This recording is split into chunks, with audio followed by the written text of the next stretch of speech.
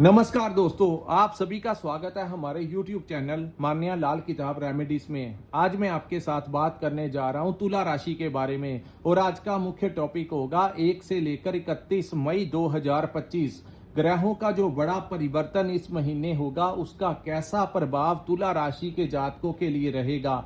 दोस्तों, अन्य महीनों की तुलना में मई का जो महीना है वह ये बहुत बड़ा परिवर्तन लेकर आया है, क्योंकि इस महीने देवगुरु बृहस्पति जो जिनको हम ज्ञान का कारक कहते हैं, जिनको हम धन का स्वामी कहते हैं, एक तो गुरु का गोचर हो जाएगा, दूसरा इस कलयुग के महा दो योद्धे राहु और केतु जिनको छायावादी ग्रह कहते हैं, अगर ये किसी का पक्ष के ऊपर आ जाएं तो कहा जाता है कि राहु जिसको देने के ऊपर आए उससे कोई नहीं छीन सकता। लेकिन अगर राहु किसी के ऊपर किसी बुरे नीच भाव में आ जाए तो ऐसे इंसान को राजा से रंक भी बना देता है। लेकिन ये जो समय है मई के महीने में, राहु अपने अच्छे नक्षत्र अपनी उच्च की राशि कुंभ में प्रवेश हुए हैं, तो यहाँ पर वो आपको क्या मल्टीपल फायदा देंगे और क्या क्या आप लोगों को थोड़ा सा अवॉइड करना होगा, इस वीडियो के माध्यम से मैं आप लोगों को बताऊंगा।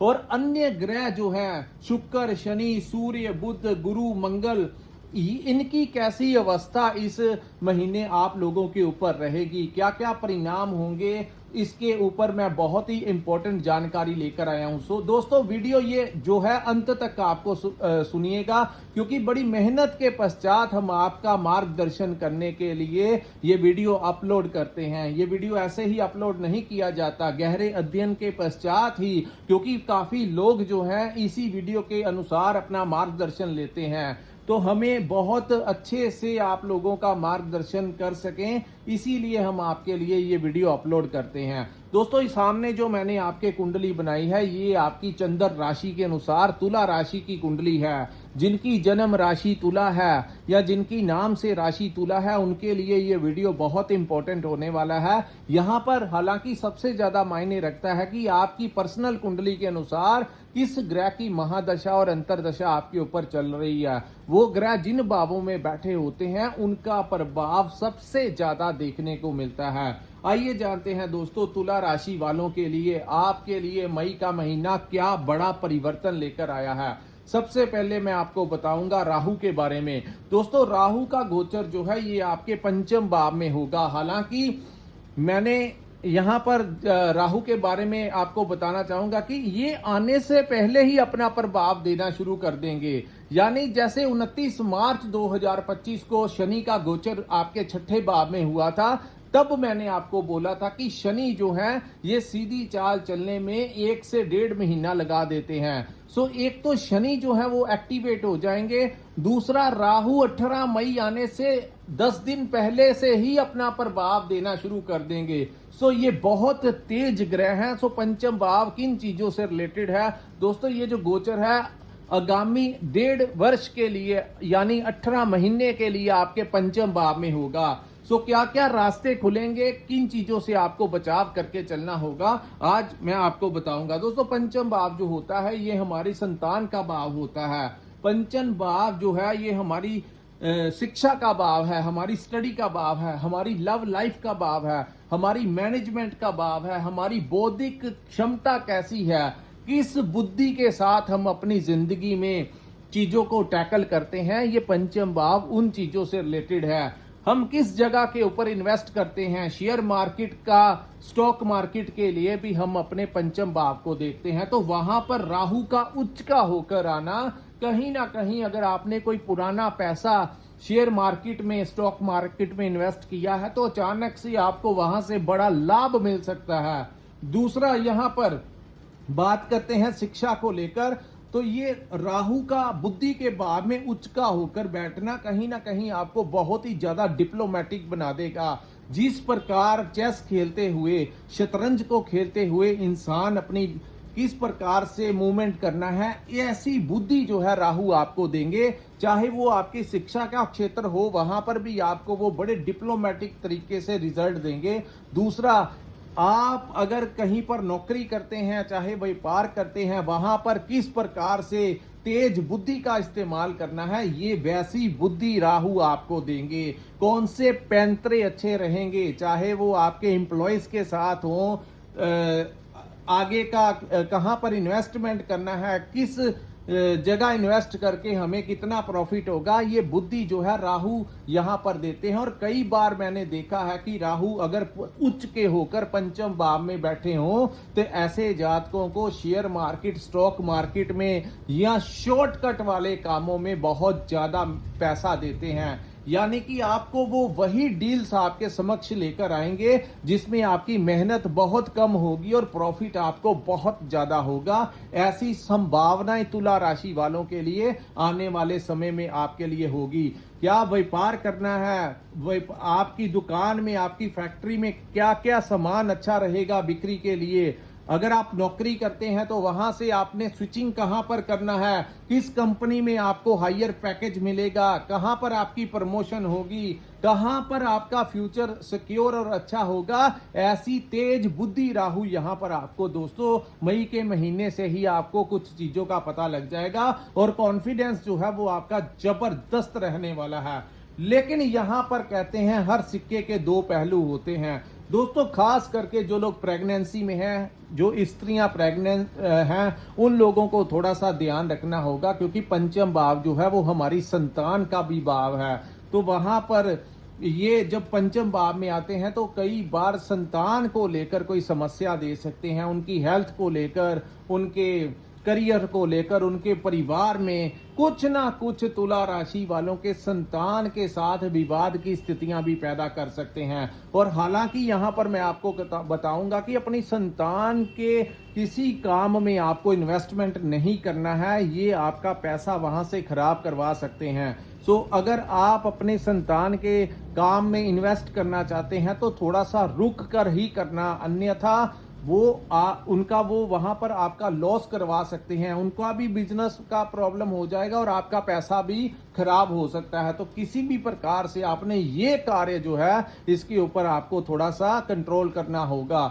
दूसरा, अपनी संतान को से विवाद नहीं आपने करना है। तीसरा दोस्तों, यहां पर उनकी मैरिज को लेकर, उनकी हेल्थ को लेकर, उनके करियर को लेकर ये आने वाले समय में कुछ ना कुछ फिक्र जो है आपके दिमाग के ऊपर। हालांकि अन्य पक्षों से आपको बड़ा लाभ होगा, पैसा मिलेगा, प्रमोशंस मिलेंगी, काफी लाभ आपको मिलेगा, लेकिन कहीं ना कहीं संतान भाव को लेकर कहीं ना कहीं वो समस्या खड़ी कर सकते हैं। दूसरा, राहु का कार्य है हर चीज को अपने कंट्रोल में करना। सो पंचम भाव जो होता है ये लव लाइफ का भी है। आप थोड़ा ओवर थिंकिंग करना शुरू कर देंगे अपने लव पार्टनर के साथ, आपका मन करेगा, ये लव लाइफ की तरफ आपको आकर्षित करेगा। लेकिन याद रखना, राहु जो है वो बुद्धि को भ्रमित भी कई बार कर देता है। तो अगर आपका किसी के साथ लंबे समय से कोई अफेयर चल रहा है या आप किसी के साथ रिलेशन में हैं तो वहां पर वो कुछ ना कुछ मिसअंडरस्टैंडिंग भी खड़ी करवा सकते हैं, आपसे कुछ ऐसी बातें करवा देंगे जिससे आपके लव पार्टनर को कुछ ना कुछ दिक्कत आ जाए और आपका वो ब्रेकअप भी आगे चलकर करवा सकते हैं। सो थोड़ा सा आपको अपनी लव लाइफ को बड़ा बैलेंस करके चलना होगा। हालांकि वो ओवर थिंक जो है आप लोगों को यहां पर इस भाव में बैठकर जरूर देंगे। उसके बाद हम बात करेंगे दोस्तों, शनि और शुक्र की युति आपके छठे भाव में बनेगी। जो लोग अपने लिए, जिन लोगों के ऊपर कोई पुराना कर्ज चढ़ा हुआ है दोस्तों, आने वाले समय में आपको रास्ता मिलेगा कि उस कर्ज को चुकाना कैसे है। दूसरा, अगर आप अपने व्यापार को बढ़ाने के लिए, अपनी प्रॉपर्टी खरीदने के लिए, कुछ ना कुछ करने के लिए, व्हीकल लेने के लिए अगर आप लोगों ने कोई बैंक में कोई लोन का अप्लाई किया है तो मई के महीने में शनि देव जैसे ही एक्टिवेट होंगे तो आपको कर्ज जो है वो मिल जाएगा। तो यहां पर बहुत ज्यादा संभावना होगी कि आपको मई के महीने में अगर कोई कर्ज वगैरह लेना है तो आपको मिल जाएगा, और अगर कोई कर्ज चुकाना है तो उस कर्ज को चुकाने का कोई ना कोई रास्ता आपको मिलेगा, कोई जरिया आप लोगों को मई के महीने में मिलेगा। इसीलिए मैंने कहा मई का महीना एक बड़ा परिवर्तन लेकर आएगा। दूसरी बात दोस्तों, इस समय आप लोगों को अपनी हेल्थ के बारे में थोड़ा सा, क्योंकि शुक्र जो है ये भी छठे भाव में बैठे रहेंगे। हालांकि शनि और शुक्र आपकी राशि के ऊपर बहुत इंप्लीमेंट होगा दोस्तों। आपके लगन के स्वामी का छठे भाव में बैठना, मई के महीने में आपको पैसा आएगा तो जरूर, लेकिन खर्च भी जो है उसी स्पीड के साथ होंगे।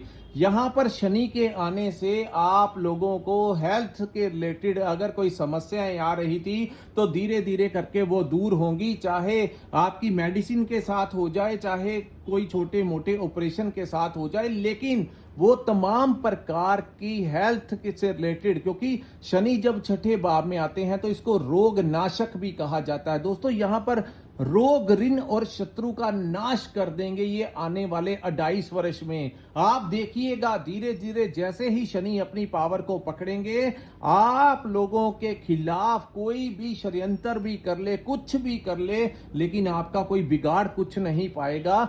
शनि यहां पर किसी की इतनी हिम्मत नहीं हो सकती कि छठे में बैठे शनि के खिलाफ कोई षड्यंत्र कर दे। यहां पर कहा जाता है दोस्तों कि अगर कोई आपको कुछ मारने के लिए आता है, जब शनि किसी की कुंडली में छठे भाव में गोचर करते हैं या विराजमान होते हैं, तो ऐसे में वो हथियार या वो चीज जो जिससे वो आपको मारना चाहते हैं, वो उसी के हाथ से उसी के मुंह पे लग जाती है या उसी के शरीर में लग जाती है। ऐसा बल जो है शनि यहां पर बैठ कर देते। सो अगर आपका कोई कोर्ट केस चल रहा है या फिर आपका किसी के साथ कोई लंबे समय से विवाद चल रहा है, उन चीजों को सॉर्ट आउट करवा देंगे और कोर्ट से आपको कोई बड़ी राहत जो है शनि यहां पर दिलाते हुए नजर आएंगे। आपके फेवर में काफी हद तक जो है आप लोगों को शनि सपोर्ट दिलाते हुए नजर आएंगे। उसके बाद दोस्तों खर्च जो है वो आपके इस महीने भी बढ़े रहेंगे। उसके बाद हम बात करेंगे आपके सप्तम भाव की। सप्तम भाव में प्रथम मिडल ऑफ द मंथ तक सूर्य महाराज आपके सप्तम भाव में रहेंगे और 7 मई को बुध छठे भाव से निकलकर आपके सप्तम भाव में आ जाएंगे। कहीं ना कहीं ये व्यापारियों के लिए तो बहुत अच्छी सिचुएशन क्रिएट होगी। व्यापार में आपको कोई अच्छा लाभ मिल सकता है। आपको कम्युनिकेशन, अगर आप कोई ऐसा काम करते हैं जिसमें आप कम्युनिकेशन अपने यूज कर, ट्रेडिंग करते हैं, कंसल्टेंसी करते हैं, कोचिंग देते हैं, तो ऐसे में आपको बहुत अच्छा लाभ होगा। अगर आप राजनीति में हैं तो आपको कोई बड़ा लाभ इस समय, कोई बड़ा डेजिग्नेशन इस समय ये सूर्य यहां पर दिला सकते हैं। लेकिन कहीं ना कहीं अपने पार्टनर के साथ आपका विवाद भी खड़ा करवा सकते हैं। खास करके आपको ऐसा लगेगा कि आपका पार्टनर आपकी कोई बात नहीं सुनता, आपकी सपोर्ट नहीं करता। बात करें तो बिजनेस पार्टनर की, तो वहां पर भी कोई कुछ ना कुछ आपको परेशानी हो सकती है। दूसरा, सूर्य का सप्तम भाव में बैठना, हालांकि वो मेष राशि में बैठे हैं, लेकिन दोस्तों काल पुरुष की कुंडली में जब भी सूर्य सप्तम भाव में आते हैं तो वो पार्टनरशिप के लिए अच्छा नहीं होता। इवन की मैरिड लाइफ के लिए भी ये टाइम जो है आप लोगों को थोड़ा संभल कर चलना होगा। तीसरा, यहां पर वो आपको अन्य चीजों में तो लाभ देंगे, लेकिन आपकी मैरिड लाइफ में कुछ ना कुछ वो डिस्टरबेंस क्रिएट करवा सकते हैं। तो इन चीजों से बचना होगा। कोई पार्टनरशिप में किसी के कहने के ऊपर कोई बड़ा इन्वेस्टमेंट बिल्कुल ना करिए, अन्यथा आपका यहां पर वो नुकसान करवा सकते हैं। सूर्य 1 महीने के लिए गोचर करते हैं, लेकिन इनको ग्रहों का राजा कहा जाता है। इनका प्रभाव भी बहुत ज्यादा तेज, और ये अग्नि तत्व के ग्रह हैं। जिस भाव में बैठते हैं उस भाव से रिलेटेड लाभ देते हैं। ये अच्छा समय नहीं होगा अगर आप कहीं पर नौकरी करते हैं तो अपने बॉस के बारे में, अपने कोलीग के बारे में कोई चुगली वगैरह करना, या आप किसी के साथ फोन के ऊपर अपने बॉस के बारे में या समाज में किसी अच्छे या अपने किसी अन्य जानकार इंसान के बारे में अगर आप फोन पे किसी से बात करेंगे तो सामने वाला आपकी रिकॉर्डिंग कर सकता है और बाद में वो चीजें आपकी डिस्क्लोज करवा सकता है, जिसके की बाद में आपको हरासमेंट का सामना करना पड़े। तो किसी के साथ फोन पे बात ना कीजिए, किसी के काम में इंटरफेरेंस मत कीजिए। अगर बॉस ने अगर आपको कुछ कह भी दिया तो इस समय उचित समय नहीं है कि एक्शन का रिएक्शन करने का। थोड़ा सा आपको इंतजार करना होगा ताकि कहीं ना कहीं ये ज्यादा मिसअंडरस्टैंडिंग जो है वो क्रिएट ना हो जाए। उसके बाद दोस्तों सूर्य जो है ये मिडल ऑफ द मंथ में आपके अष्टम भाव में गोचर कर जाएंगे। अष्टम भाव में जब सूर्य जाएंगे तो आपने अपने पिता के साथ थोड़ा सा ध्यान रखना है। पिता की हेल्थ को लेकर कोई समस्या आ सकती है, उनके मेडिकल ट्रीटमेंट के ऊपर आपका खर्च करवा सकते हैं। ये हर एक तुला राशि वालों के लिए नहीं होगा।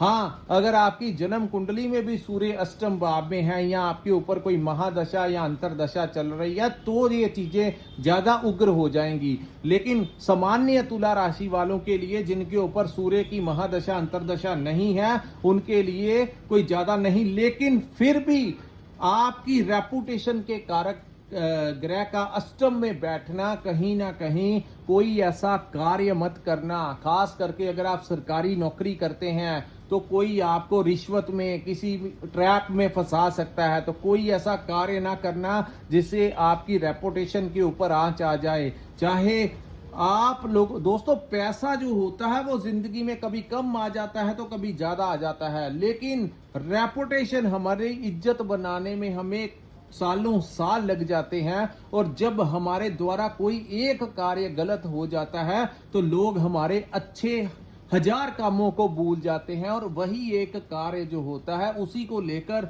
लोग हमें सारी जिंदगी ताना देते हैं। सो कोई शॉर्ट टर्म पीरियड है, हम इस वीडियो के माध्यम से आपको बता रहे हैं कि कोई ऐसा कार्य ना करना जो आपकी मान इज्जत को धूल में यानी कि आपकी रेपुटेशन को वो खराब कर दे। तो इन चीजों से आपको थोड़ा सा बचाव करके चलना होगा।